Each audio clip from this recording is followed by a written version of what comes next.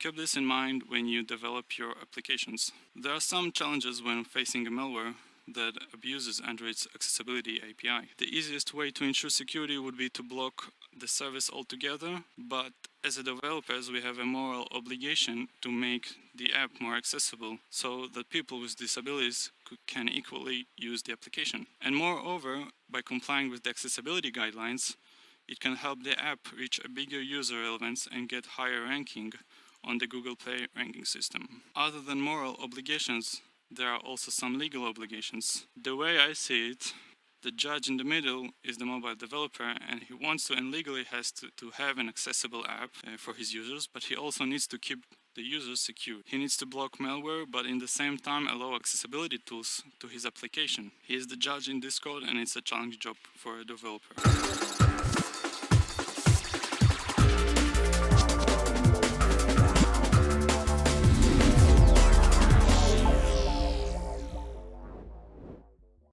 Hello everyone, I'm Kostya Kishnevsky, a software engineer at Appdome. Welcome to my talk and thank you all for coming. Today we will talk about malware and security and how malware abuses Android's accessibility services. First, we will talk about the attack vectors of the malware, credential stuffing and automated transfer systems. We will show and discuss each one. Then we will present the framework used by the attack, accessibility services.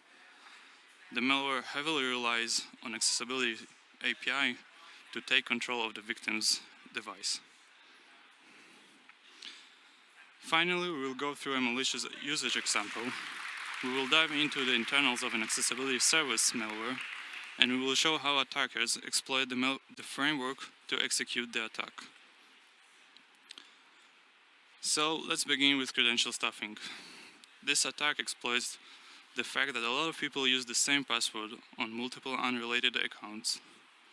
We can break it down into two parts. The first one is obtaining the lists. Lists of username to password combinations, combo lists. This is just a username and a corresponding password. They can obtain it by several different methods. We will talk about it in a minute. After the attacker gets a hold on a combo list, he can try stolen credentials on multiple web applications. Since many users tend to use the same password on multiple accounts, the attacker will gain access on different multiple apps as well. He can then use the stolen credentials for malicious activities or simply sell it for money. So there are a few ways to get the user to password combination lists. A highly successful way is to use the credentials from security breaches and data leaks, which are available on different forums on the dark web. As you can see in the slide, there are many available Telegram channels. Another way is to generate random or frequently used combinations. This can be used in brute force attacks, although with lower but still viable success rate. A different approach is human intelligence, where the attackers gather personal information about specific high-value targets for higher chance of success. Generally, there are free combo lists, but of course, if you're willing to pay, you will get better ones. Right, so after the attacker gets the list, he can search for combo tools over here, which is an application that lets you try all the combinations on different applications. Once the attacker found a match, they proceed to abuse the stolen account and earn money. So there are two types of credential stuffing attack. The first one is centralized credential stuffing.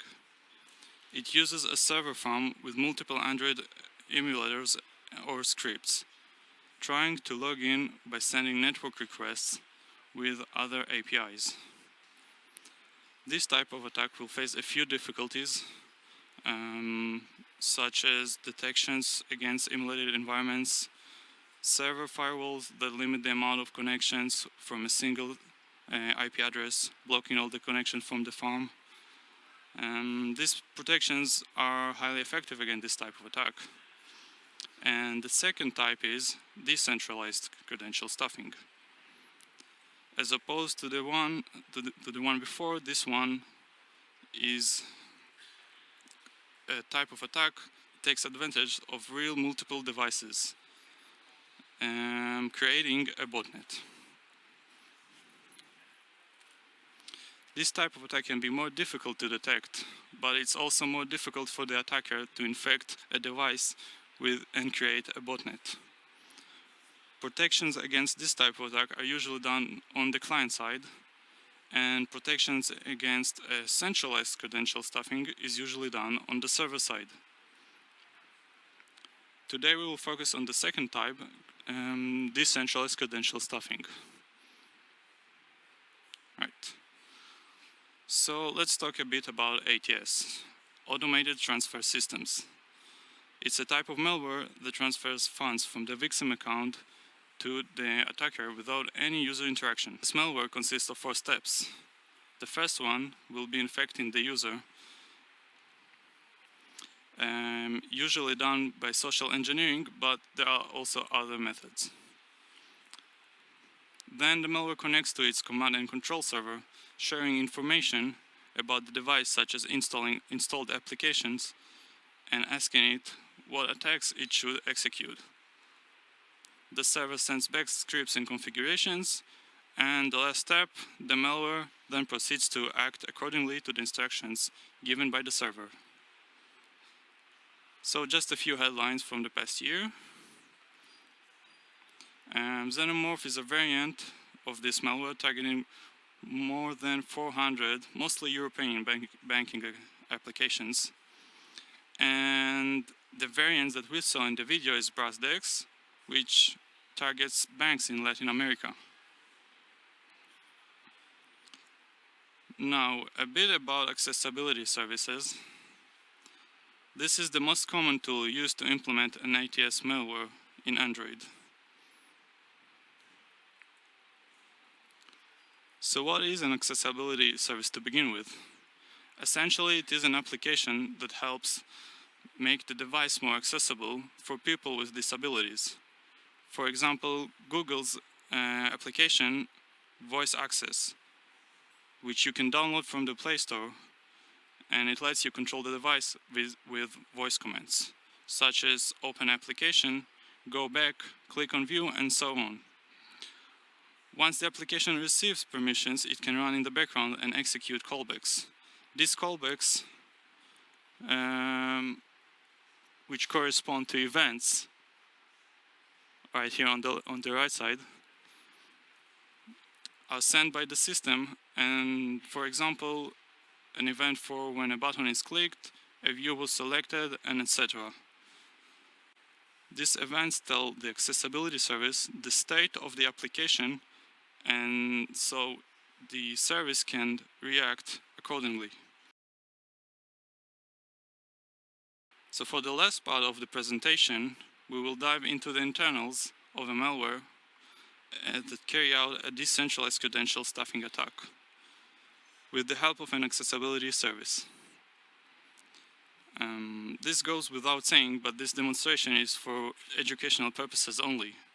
So please do not try this at home. So just like any other app, it has a manifest, and here it lets know the system that it is an accessibility service. This will provide the malware with permission needed to use the Android API for accessibility. You can see over here, bind accessibility service. This is the permission. When the malware is initialized, it will sign up to receive all types of events from the system, right here. And these are the same events that we saw a few slides ago. These events.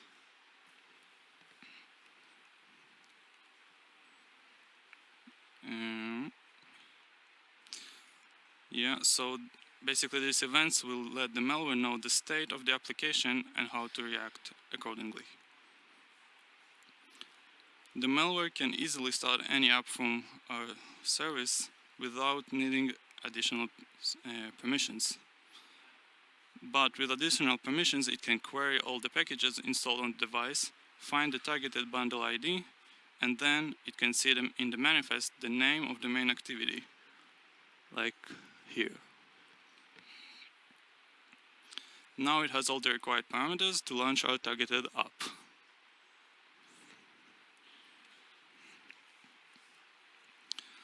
So this malware uses an accessibility event callback, this one, the onAccessibility event, which is the handler for the event sent by the system. In this handler, it will implement a way to find the login button, which will let it achieve its goal and try stuffing credentials. As we can see, it targets our application, and then when it finds the activity, it marks it. So how can the malware see with the help of an accessibility service? Well, the service gets an accessibility node tree.